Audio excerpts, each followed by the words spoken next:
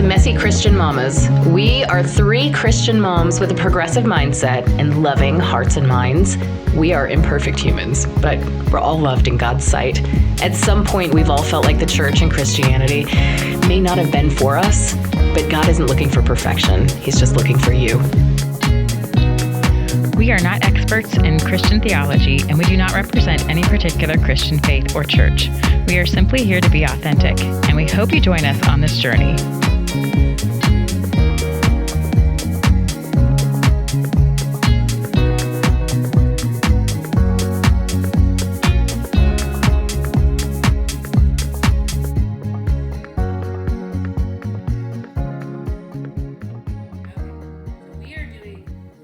Because we are on episode 10. We did it. With no fights yet between the three of us. We tried to fight. We figured it out. We're so tired. We're so I know. I think that's probably what it is. Right. We're just I agree, whatever. we're each other's safety net. We're we don't want to put holes in the safety net. Really. You know what? I don't 1,000% agree with you, but I'm just gonna let it go. It's not fun. Maybe episode 11 will be where it happens. We don't know. Okay, so do you guys want to go from 9 backwards or 1 forwards? Or do you care? Or do you want to just go randomly? What's been your favorite? Let's not go randomly. Well, yeah, let's start my slightly crazy. Let's go slightly random, and it'll be slightly crazy. What has been your favorite episode so far to record or to listen back to?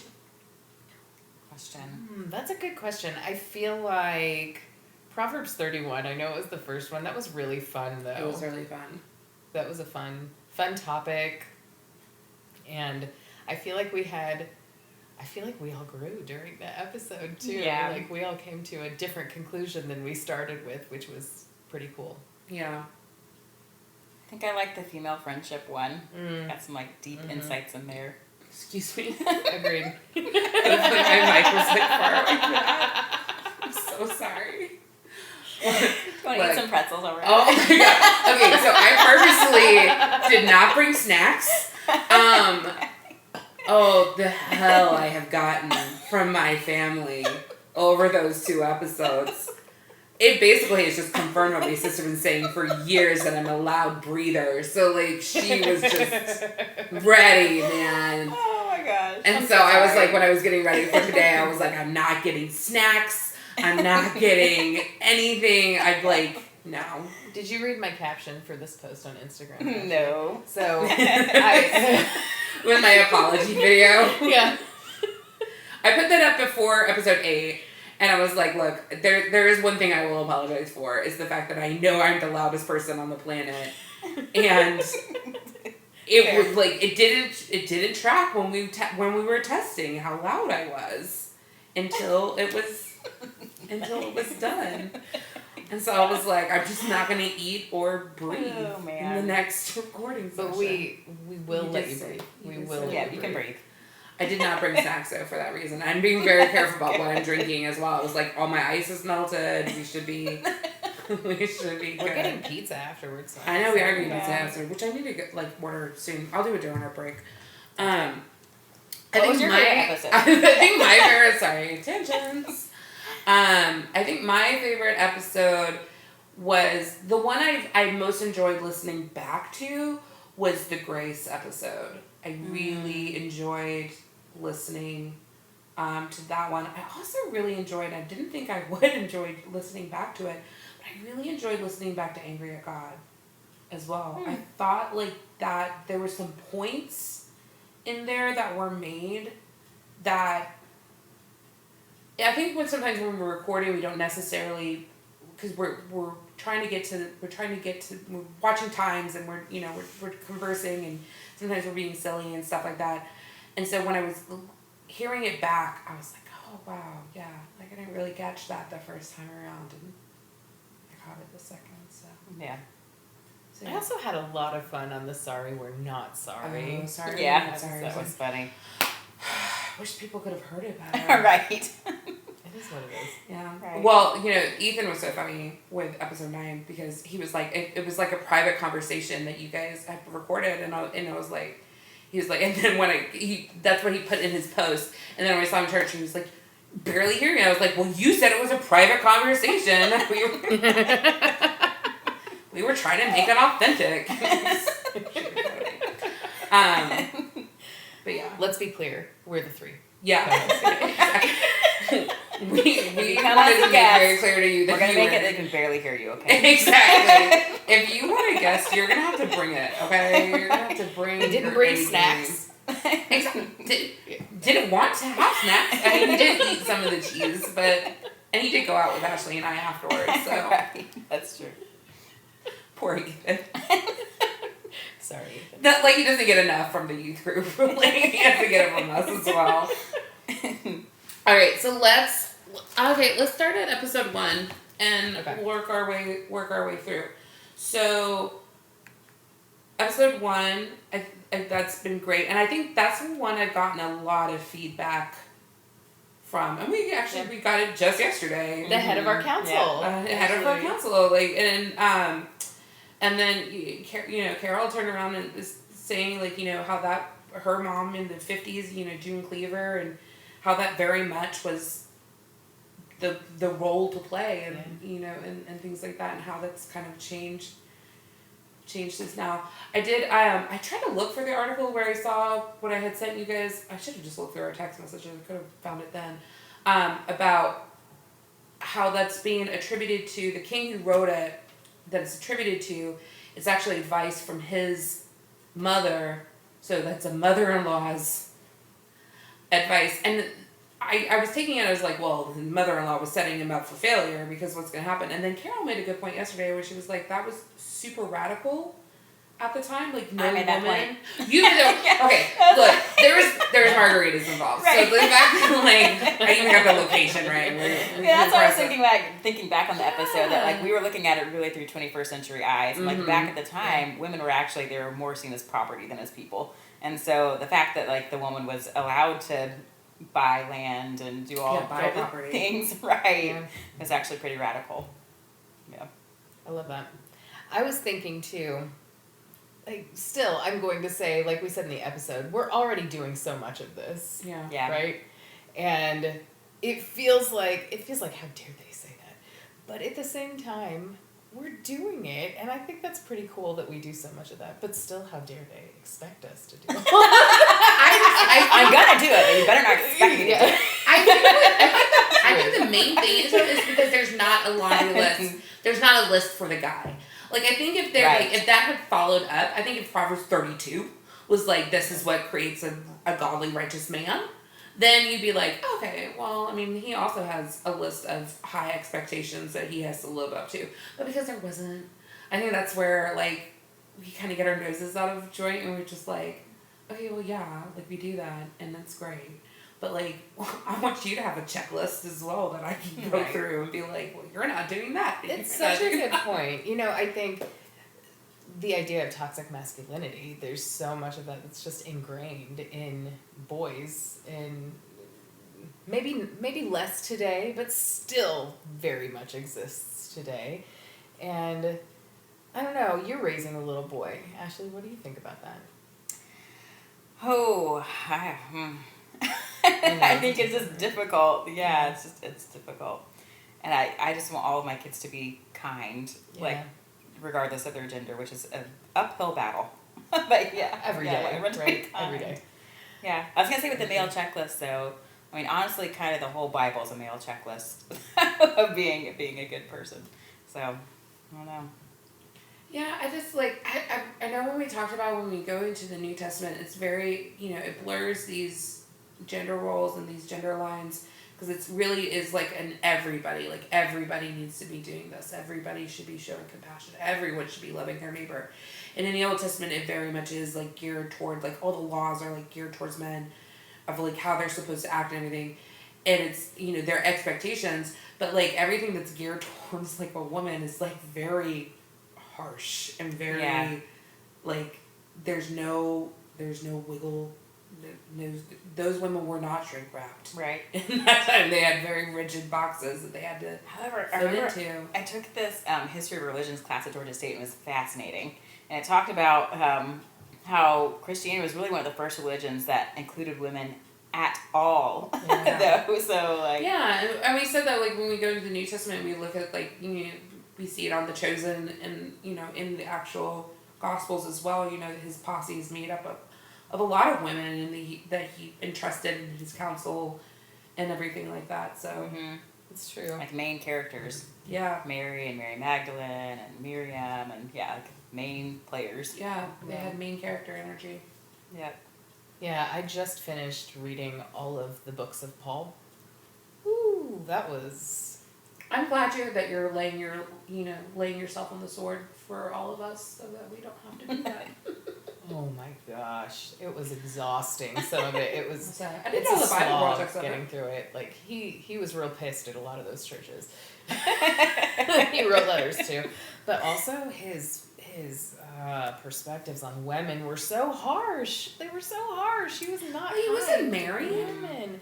Like the fact that he had like all these opinions, and like you don't hear of him having any relations, or a mother, or a sister, or a wife, or a daughter. So I'm like, He talks about, like, in the context of marriage, like, yes, you should get married if you have, like, I believe, no, don't quote me on this necessarily, but if you have, like, lustful thoughts, you definitely should get married so that you don't sin, but that you'll be better off if you don't, if you're like me.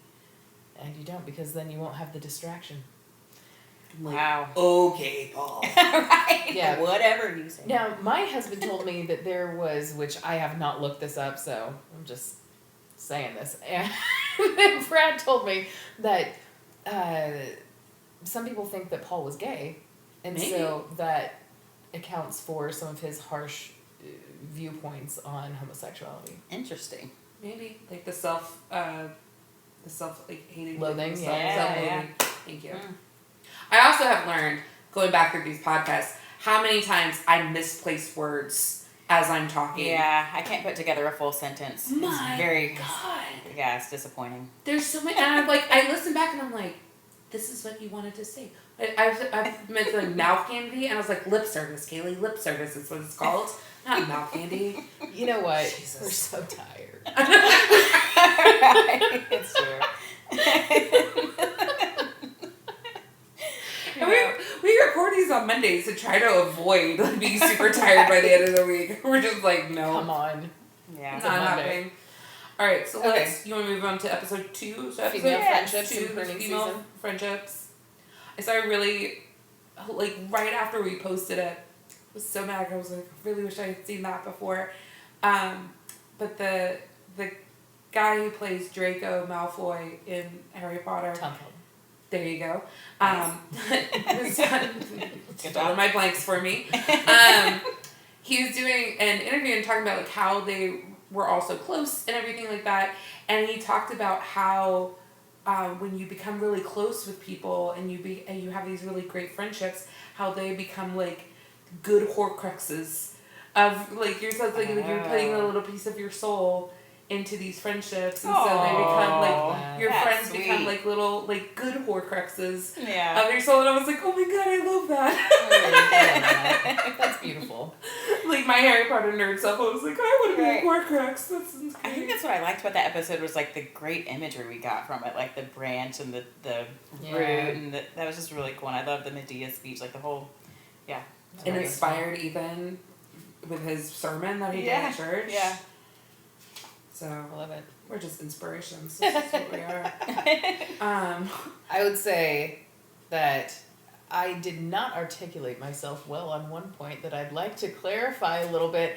I was maybe a little harsh on expecting friends to really see me and understand me, and I don't feel as harshly about that. To give a little bit of context, the people who do really see me and understand me get the closest seats next to me, I would say. You know, I reserve those for them, which most people probably do. And, you know, if you don't, I'll still be friends with you. Right. Yeah. Yeah. Yeah. Yeah. You're just going to be a leaf instead of a sturdy branch. There was that episode, you talking about your diet in that episode, as far as like what you consume, was super like inspiring to you, Ashley, and it was super inspiring to me because it really did make me think of, what am I putting into my system on a daily basis that's really affecting my mood, affecting my temperament. And I found myself like afterwards, like if I was listening to something or reading something that was making me feel a certain way, I was like, this is a high sugar content. Like I thought about that too, like listening to the radio. Oh, I love I that. need to put this away. Let me find something that's a little bit healthier for me. I've been watching a lot of British Bake Off because of that. So you want to talk about some wholesome TV great show. Right. Yeah. So every time I start to feel myself like get a little like, ooh, I don't think I should be reading that, or I shouldn't be, I just turn on Bake Off or Somebody Feed Field, and then I'm good. Oh, so I was going to say so Nikki commented on Spotify about the leaf, the tree, and the branch, and she commented, I've been a branch for Kaylee. And I had an ADD moment that I didn't respond back. I was like, Nikki, I'm pretty sure you're a root. Yeah. Yeah. I think For sure. I think sometimes because we do go through sometimes where we're not super close, just life gets in the way and everything, that where she's more comfortable being a low-lying sturdy branch that you can like kind of lean on and sit and like you use to boost yourself up from the tree. I think most of the time she is like one of those roots of the photo that I sent you guys when I was on the golf cart path, and it's like the tree just hanging on for dear life. These roots just hanging onto this tree for dear life, like don't topple over. Like that's how my roots feel most of the time, for sure. The other thing I'm trying to order pizza and do this at the same time. This is fun. I did want to say something about pruning though, because I think Ethan brought it up in his sermon. And when I was listening back to the episode, I was like, oh no, I think that tracks as well. Is that the reason why you prune is for new growth. Exactly. And for rapid new growth. And so since you just went through your pruning season, have you like noticed that? Like, have you noticed like there's been like some incredible new growth in like other relationships that maybe you weren't focusing on as much because your time was being held up with other people? So, yeah, my relationship with me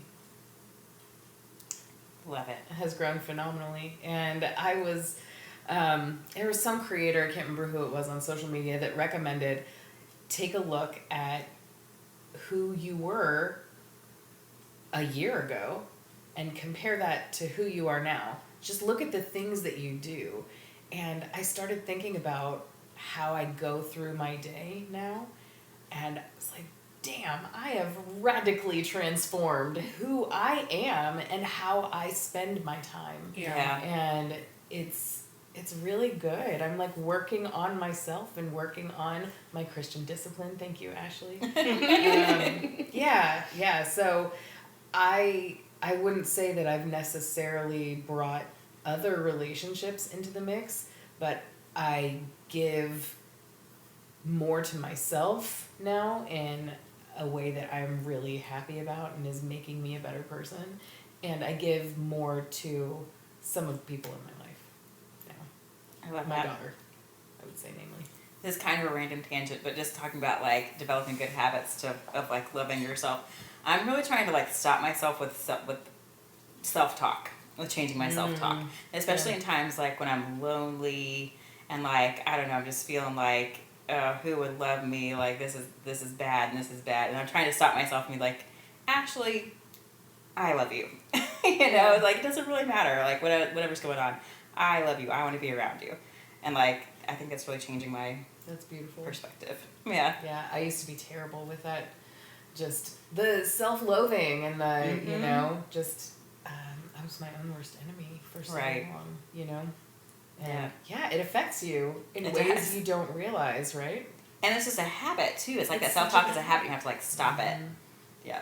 Well, I think that transitions us really well into like the third episode, which is, raising our girls. And that negative self-talk is something that, we really have to be careful of, because it's not something necessarily that you even have to say out loud. It's how you could be dressing. It's how you could be putting yourself out there in the world. It's how you're addressing people. It's, so I think, you definitely, it's one of those things that we definitely have to work on. I think as soon as I started wanting to present myself how I want my daughter to present herself, that made a huge difference. Like, instead of her wanting to present like me, I want to present like her. Like, I want her, like, I want to model this behavior that I want her to copy.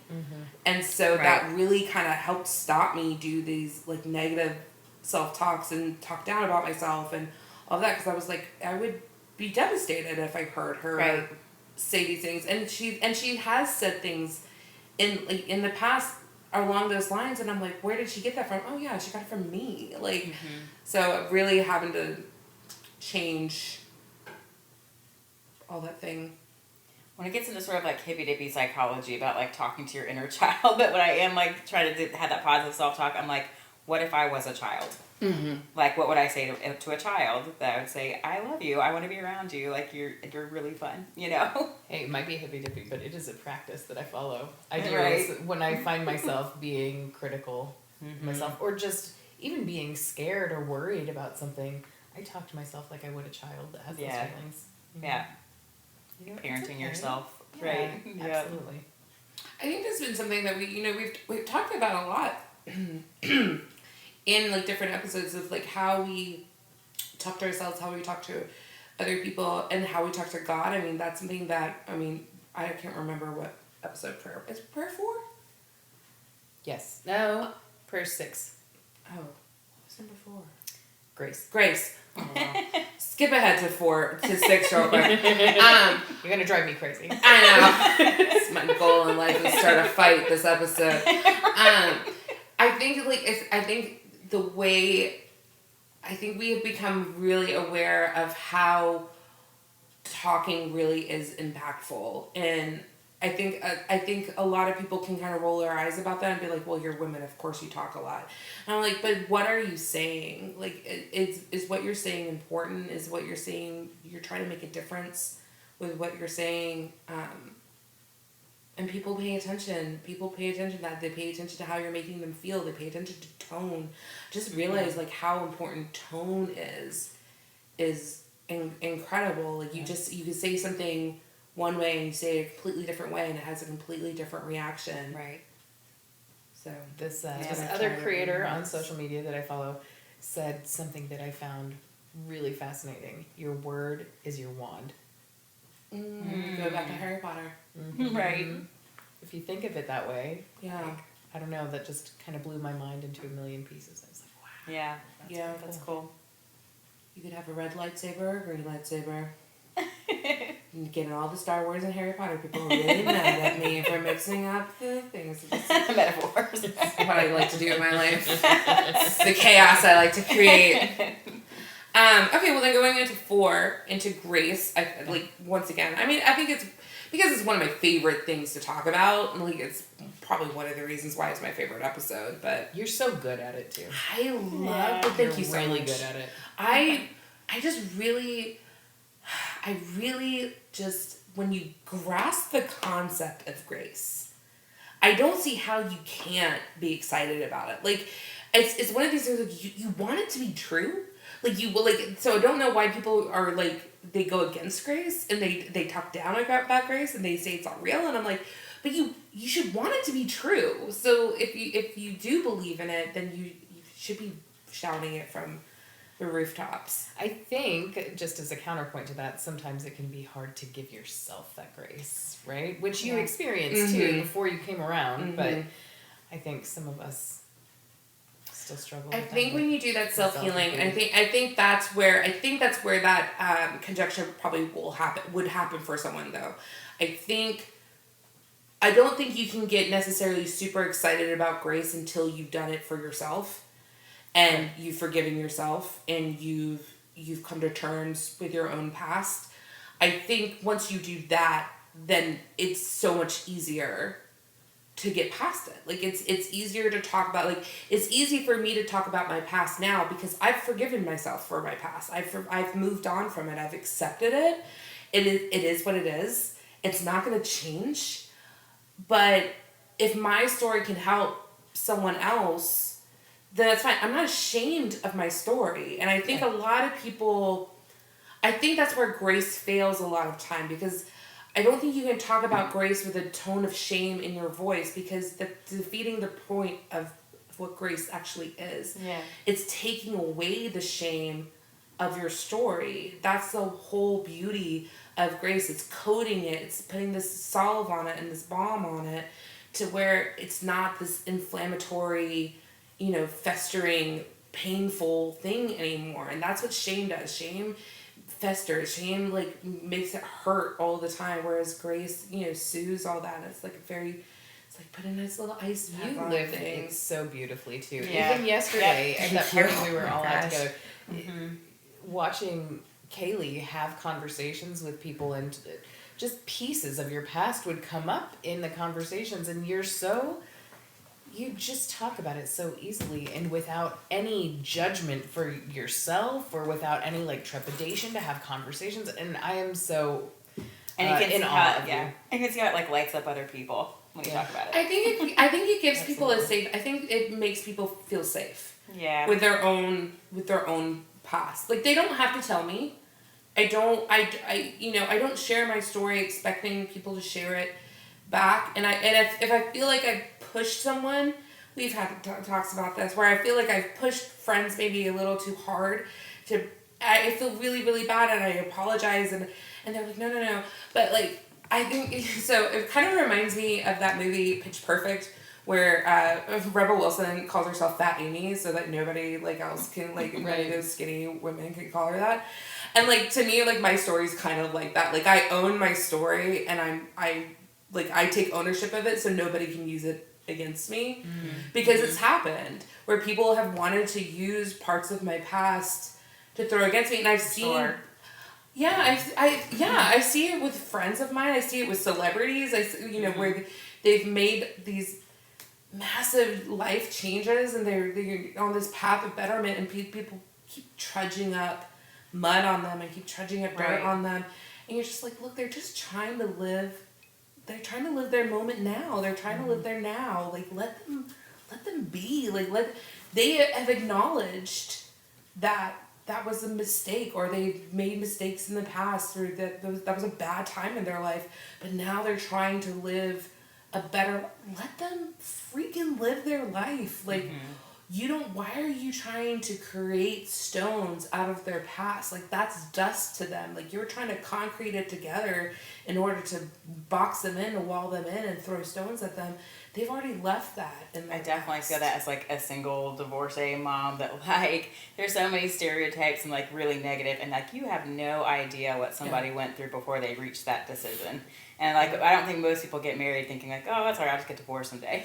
That's not normally what happens. God, I hope fathers of the bride never want that. I know my dad is probably going to be I hope and pray your sisters didn't go into these very expensive weddings thinking, no big deal. We'll just get divorced later. But I think I don't know, I think once you take ownership of your story and you accept grace for what it is, it's easier to put it out. Now, I am also very careful, though, of going into too much detail about things. I don't mind parts of my story being kind of party snacks, little party food, I can bring out, and I don't mind discussing. But if someone yesterday, if somebody wanted to get into a deeper conversation to me about something that I said, that would be something that I say, hey, let's meet privately and talk about that. Yeah. Because it is not something that I feel everybody should be privy to, and you have expressed interest in that part of my past, and I feel like if you're coming from a genuine place, and you're genuinely, or maybe you're coming from a place where you're also hurting in that type of way, and you want to know how, we've seen that. We've all had experiences like that in the past year, where people have come to us and knowing that we've gone through something similar, and wanting to talk about it for sure more. So I think I want people to feel accessible, and I work really, really hard to have this still have this bartender personality, to where it's I'm okay talking about it. So if you want to talk about it, I'm okay talking about it, but we're just not going to talk about it in the middle of the party. We're going to put ourselves to the side. I still do like to maintain some privacy. Yeah. I don't have a lot of it, but like I need a little bit of what privacy I do have. My child. I'm trying not. But yeah. I know my child like reveals like everything, like anything private I have. My child's just gonna reveal anyway, so might as well just. Except that's why I've got to keep things private from her, and that's really hard. Right. It's so difficult. Right. She's so inquisitive. And she's so smart. Has she listened to this?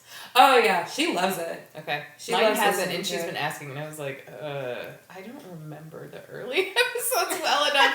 I listened to all of them anything? first, just to make sure. But the one, I let her listen to the Raising Daughter one because I needed her to listen to that one and be like, look, see, now I'm not the only one who's crazy. Like, drive all the other ones crazy too. And then what was the one? There was one. Do you listen to it with her? I do. We listen to it in the car because we're podcast people in the car anyway. Okay. And she really likes listening to the ones that haven't been released yet. She feels very like. Ooh. Yeah, like when Ashley like texts us and says they're in the folder, and I'll tell her, I was like, oh, Ashley's put them up, and she's like, okay, well, so we have to listen to them, and she'll like critique. She was very harsh on her mother's breathing the last 2 episodes, but it's fine, whatever. But she loves. I mean, because she knows all the players. Yeah. Mm-hmm. So she's usually in them, so she enjoys them. She listened to the Grace one, and that was the one that I was a little hesitant about her listening to, just because I do talk about her, being my saving grace. And we did have to have a conversation afterwards of kind of what that meant. And I know down the line we're gonna have to have another conversation that's gonna have to go even deeper. Yeah. As far as why she was such a saving grace in my life and why it was so important that I got pregnant with her when I got pregnant with her, and how her her bio father was kind of this unnecessary player in the whole equation. So I know we're gonna have to have a conversation, but I feel like she needs to be older. Yeah. For that conversation, I have a feeling that'll come up when she starts getting into her own things about relationships and boys and experimenting and peer pressure and everything. I think that's gonna be my sign from God being like, hey, time for you to be honest. And right. that whole don't be a model, you're a warning type thing might come up, but it's fine. After Kendra, what was after Grace? Why Christianity? Why Christianity? I enjoyed that episode. Yeah. I thought that was a great episode. I thought it was fun. Yeah. It was nice particularly you two had so many great perspectives. I felt like I loved your perspective on Providence because I was super distracted at the beginning of that episode because I'm trying to figure out how to get Charlie home from theater. I didn't really get to pay that much attention to what you were saying, and so I didn't pay attention until you said something about scorpions and eggs, and that's what it did.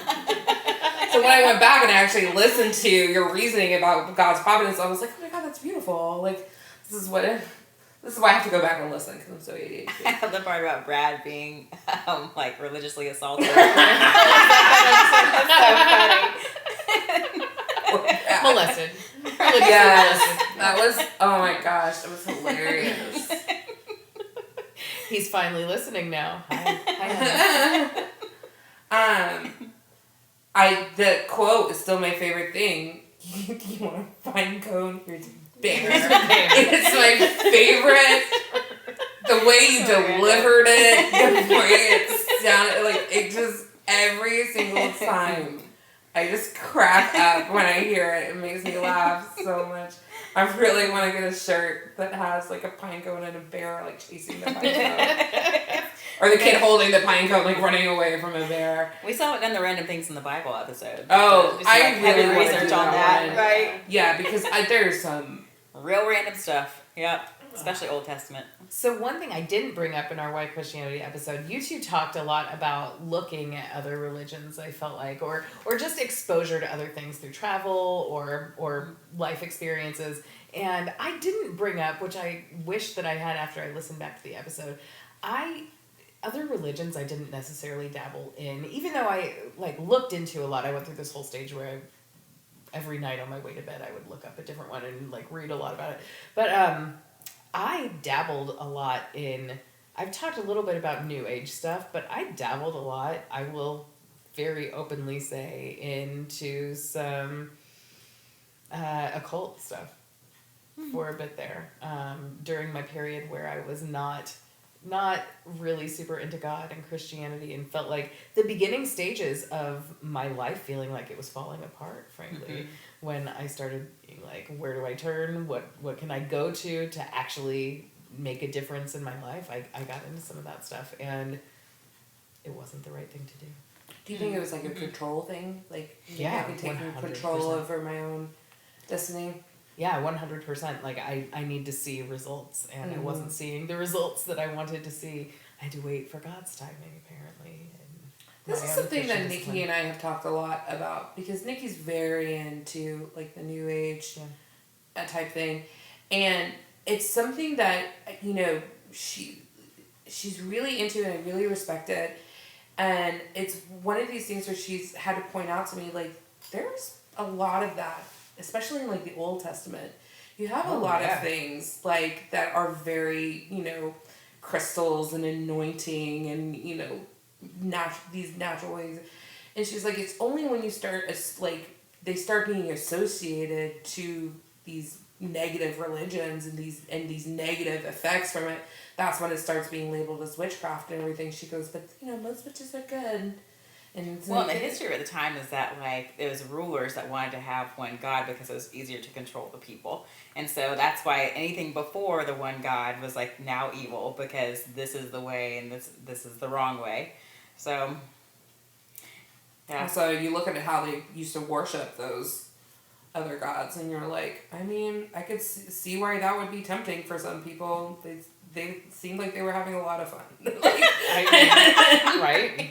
That's another view from that class I was talking about, the Georgia State, that a lot of times religions take whatever rules are already in place, whatever, like, the rulers have deemed for society, and then make a religion, like, for those rules. Yeah. It's kind of interesting. Well, I mean, I'm trying not to be blasphemous, but I mean, that's pretty much what Christianity did with festivals. Like, Easter is... I mean, we don't know when Jesus was actually crucified. Like, we don't know if it was the third weekend in April. Like, we just don't know, like, that for certain. Or, like, when Jesus was actually born. But they spring equinox. They go, spring equinox. Right. You know, there's already a big festival going on. The church wants to make it, you know, more... You know, make it a Christian holiday instead. Same thing with there's a lot of paganism. So I think there's, like, a lot. So I think when people are like, no, I was like, okay, calm down. Look at what you're celebrating, not the time that you're celebrating it, and that's more important. Totally right? Agree. Don't get so marred down with Liv the other day about we were talking about a bris, and she was like, that is weird.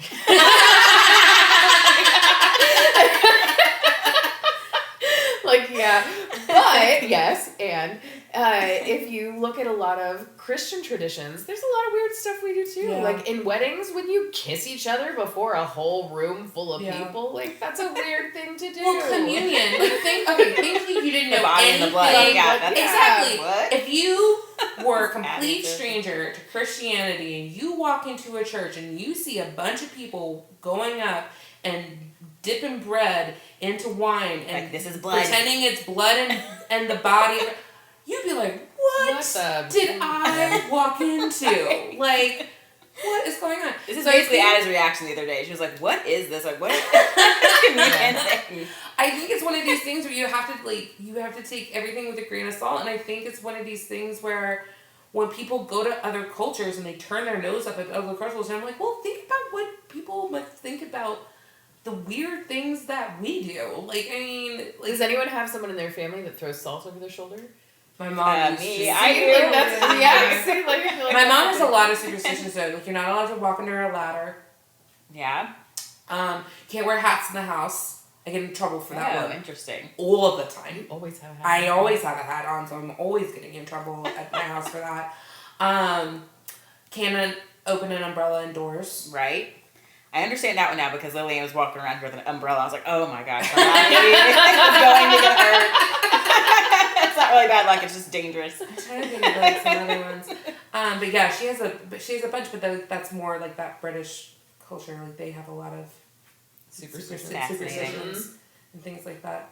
But there are like other parts of other like there's other things like other sects of Christianity that I think are like really cool. Like I mean, my dad was raised Catholic, and so they really are into the saints, and I always thought that was really cool. Like patron saints of different things and things like that. I always thought that was pretty. I do too. Yeah. I do too. And I don't really judge a lot of the things from other religions or even from some forms of the occult if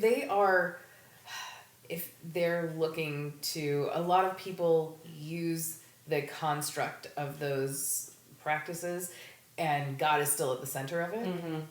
And I feel like do kind of do what you want to do. If you're worshiping God, and if you have like your mindset on God and things are flowing from that perspective, then do you. What's the next one? I'm gonna give it Prayer. Episode. So prayer. Go I ahead. I showed you guys the video of I asked favorite JJ and Sophia about the Lord's Prayer, and it was how I thought it would go, and it was just. But Sophia's a genius. Can I just say? Yeah, she so really brought it she around. gave good answers for at the sure. end. She definitely like mowed over her brother. That was great. Right, and Jay didn't answer one question, not one. Still. He said, "Is that why stuff poisonous? Is that why stuff poisonous?" That's what he said. What was he talking about? They were making bath bombs. Oh, Like glitter bath bombs. Actually, they were already made, so they're just like looking at like the made bath bombs. Because that's what I was like. I was like, where are we recording this? I already told them like what white 10 stuff are they times. The white talking stuff about? is not poisonous. It's glitter. Anthrax. Actually, he's an outdoorsy girl though, so who knows? I know exactly. That's why I was asking. I was like, were there mushrooms? Like, what was going on? It's glitter. Glitter. White glitter. Understood. There is. Not poisonous. Anything you want to say about the prayer? Yeah, still doing it. Yeah. Lots of prayers. Lots of prayers. Yeah. I wish I were praying more for other people, I will say. I need to be better about that. I started the prayer board, and that's been helpful. Yeah. Oh, I love that. Anytime something comes up where someone, they're like, pray for me, or so I can tell something's going on, quick post it, throw it up there, because I have to look at that calendar every single day because I have no concept of time, and I forget when my deadlines are all the time. So I will tell you, that is helpful. So sticky notes on a mirror or like the fridge or something. So It's nice. And my office is nice and cleaned out now. Our landlord had to come through and do a walkthrough, which went very well, but it was a great catalyst to actually get a lot of like junk out of my office. Understood. Mm-hmm. So then we had Sorry Not Sorry. No, then we had Mad at God. Mad at God. Oh my God, I'm so bad at this. Okay, Mad at God. God's gonna be mad at me for not. Andrew's mad at me. Oh my God. I don't really have anything else to say about that one. I feel like I said it all there. Yeah. I think that was a good cathartic experience for you. I will say a lot of our episodes, it feels like therapy. I'm like, oh man. That's the reason why there's talk therapy. So, I was like, that was one of the episodes though that I did feel like maybe we should have put a trigger warning at the beginning of it. Because I reached out to a few people in my life and was like, hey, before you listen to this, just FYI, like, these subjects are discussed, and I don't want you going into this kind of and then be kind of blindsided by it. And they still listen, but they at least were prepared. Yeah. For what was going to be discussed. So yeah, I think that one was definitely the heaviest. Yeah, that's the one we got margaritas after. We needed we needed some decompression after that one. Right. Yeah. Even after that dinner, I felt heavy. After that, yeah. It was good though. That's why when we talked about what we were gonna do next, I was like, it cannot be anything like super serious. And then we did Sorry Not Sorry, so we're good. Yeah, and that one was a lot of fun. That was a lot of fun. Yes. Now I misspoke on that one, which I wanted to clarify something too that I said that was not correct. I am very cynical as a person. Still, I was like, I'm not cynical anymore. No, I'm completely cynical. I am not self-deprecating anymore. Mm-hmm. Like, maybe 98% less self-deprecating than what I was, but I'm absolutely cynical. So, just put that out there. Well, I didn't want to call BS on you, but yeah. Totally.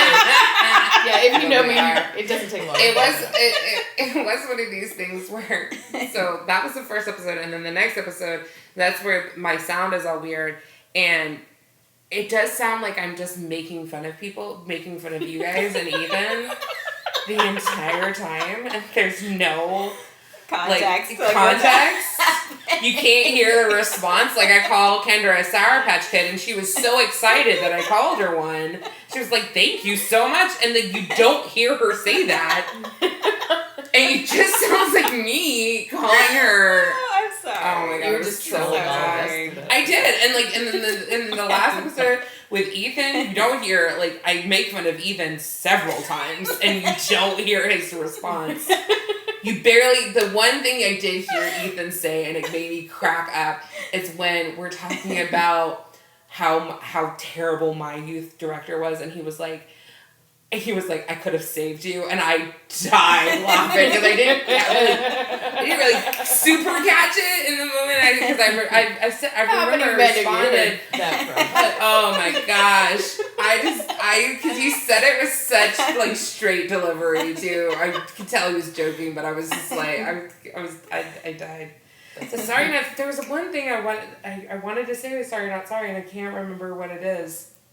You wanted to not apologize for something? Oh, gosh. I apologize for so many things in that episode. Chewing. Pretzels. I know things we are sorry for. Cashews. Breathing. That was the wrong episode. Drinking. I realized I would do something with my mouth. I'm sorry. No, like, we checked them and it didn't cut your mouth right away. Just done it more. I realize I do something weird with my mouth. Like, I do that a lot. And I don't realize I've never noticed that. I'm self-critical. I've never noticed your breathing. And we don't call you Darth Vader. So bad. Do you watch Abbott Elementary? No, I need to start because everyone keeps telling me how amazing it is. Great. Anyway. So, do you want to move on? But I'm trying to be really good about moving my mic every time I drink my coffee now. Trying to be really cautious about it. Kaylee, can we move on to the next episode, or you still want to try to figure out what you wanted to No, go ahead and move on. I don't know what it was. Right. I'll figure it out. I'll put it in the episode 20. And the last episode was calling. Calling. I think maybe we should have Ethan back so we can hear him. I know, for another episode. The parenting advice. Part 2. We should have him back for episode 20 where we recap 11 through 19. Yeah, there we go. Maybe. He can give us like his outsider take. Yeah, for a bit. It'd be fun. Because he is like one of our biggest fans. He always listens. And he promoted us in his sermon. He promotes us during his Great. sermon. And I heard from several people that they listened after. Yeah. After hearing that, so. Yeah. Thanks, Ethan. It was exciting. Thanks, Ethan. So one thing, there's a slight update after that episode about my daughter, actually. So wanted to just chat about that real quick with you all. So she will not be entering youth in the fall. Mm-hmm. So that is something that's changing. And she's going to wait another year. Really, the way that our youth group is set up, middle and high schoolers are oftentimes together in really difficult conversations. And that was brought to my attention, and I don't feel comfortable with my 10-year-old being a part of conversations with a 17 or 18-year-old. Yeah. Or a 15 or 16-year-old even, honestly. Yeah. So I think for right now, she is feeling like she's outgrowing where she is, but I'm kind of looking for other things for her that maybe help bridge the gap between where she is and where she's going to go the year after. Do you think next year with Sunday school, though, it's going to be a big difference for her because it's all her people there? Like, she's going to have Addie, she'll have Charlie, she'll have all the third graders that are now moving up to the fourth grade, and those are her people. And so I do feel like Sunday school, I'm really excited about teaching Sunday school next year because I know the conversation is going to be so good. I bet. And I'm so ready to, like, dive into it with them. Well, I think that's great. Because I think that's exactly what she's looking for. Is there are a lot of conversations that we have at home, and we do our best, to have those conversations at home. She wants to have them with peers, and we're like, inappropriate. I do want to, and that's something we've discussed about starting, a girls' kind of Bible study at the church and everything, a mom and daughter Bible study at the church, and exploring those conversations. Because I think, especially as we get into these teen years, I think if you foster this close relationship now, just want her to have as many tools as she can. Exactly. I also want her to have a circle. Like, I want her of not just friends her own age, but of women who she can go to and turn to. And I think a lot of moms, a lot of the moms in our group that have girls that are the same age, those girls are the oldest, and so they haven't gone through that yet. And so I think a lot of the moms are like, no, we're ready to go through this together. Like, if we're gonna go down, we're going down together. Absolutely. And we're gonna be on this lifeboat. There's so many amazing moms too, of girls that are around our kids' age at our church. I love so many of them. I wish we could spend more time with them. Mm-hmm. So many great women. Yep. Yeah, we'll just bring a recorder in one of our dinner conversations. That can be a podcast episode. That won't be intrusive like, at all. We can tell them we're just going to bring them some microphones to our dinner. So that's all of them. Yeah. I think we're good. I still don't remember, so that's fine. If you do, we'll throw it into another episode at some point. God, it's so bad. My memory sucks. We can do it. Anyway, thank you for anyone who's joined us for those episodes. We love you all, and we're so grateful that you've been with us for this journey. Stay here, buckle up, because it's going to be a bumpy ride. And let us know what your favorite moments were from the episodes.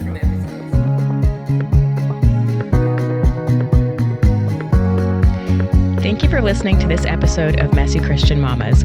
You can find us on YouTube, Spotify, Facebook, and Instagram. Until next time, embrace the mess, share the love, and shine your light bright, my friends.